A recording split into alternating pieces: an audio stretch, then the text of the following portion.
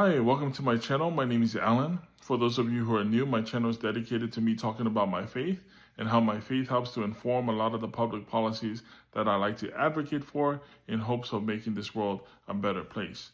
Now, in this video, I'd like to briefly talk about the topic of universal basic income. Now, this is a topic that I could go on and on about because I'm so passionate about it. But for the purposes of this video, I just want to introduce it. And so for those of you who are not familiar with universal basic income, UBI is a policy proposal where the government is to give all adult citizens a certain amount of money on a regular basis, unconditionally, without any stipulations on how to spend the money and not determined based on income. Everybody gets it equally. And the hope is that this would ensure a certain basic standard of living for everyone, and ultimately to reduce or eliminate poverty and inequality. A famous advocate for universal basic income was the pastor Martin Luther King Jr., who advocated for a type of UBI up until the time of his assassination.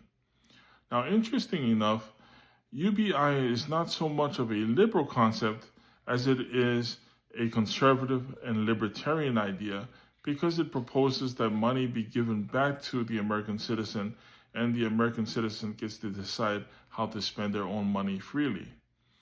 Now, recently, UBI has become popularized in large part due to people like Andrew Yang, who ran for president in 2020 under the proposal of giving every American adult citizen $1,000 a month.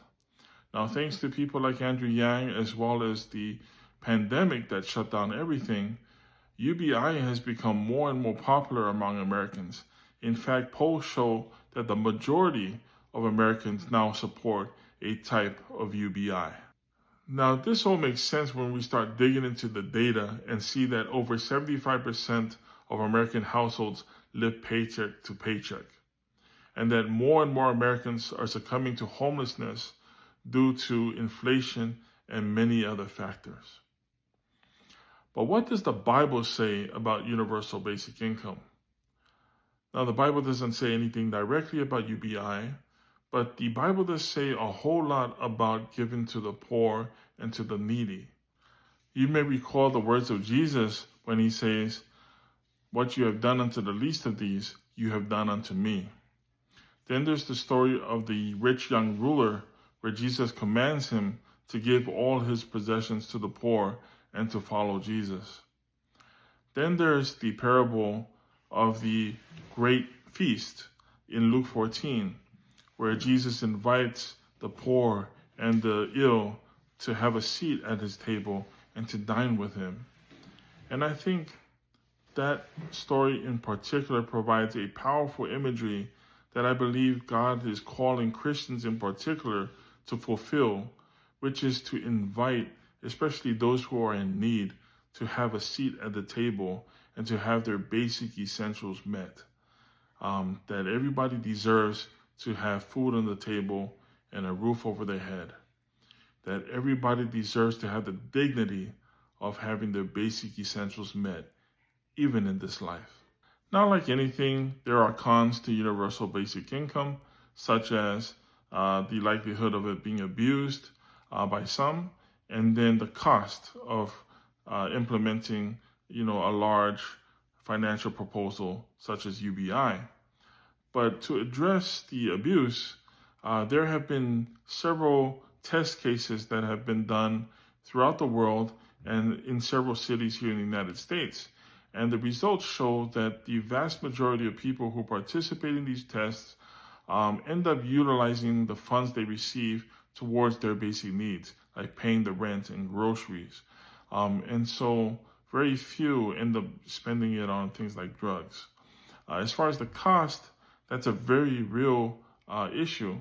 But let's say that we were to propose that every adult citizen were to receive $1,000 a month. Now, that would amount to about $2.8 to $3 trillion a year. Now, that's a lot, but it amounts to about half the annual federal budget of $7 trillion.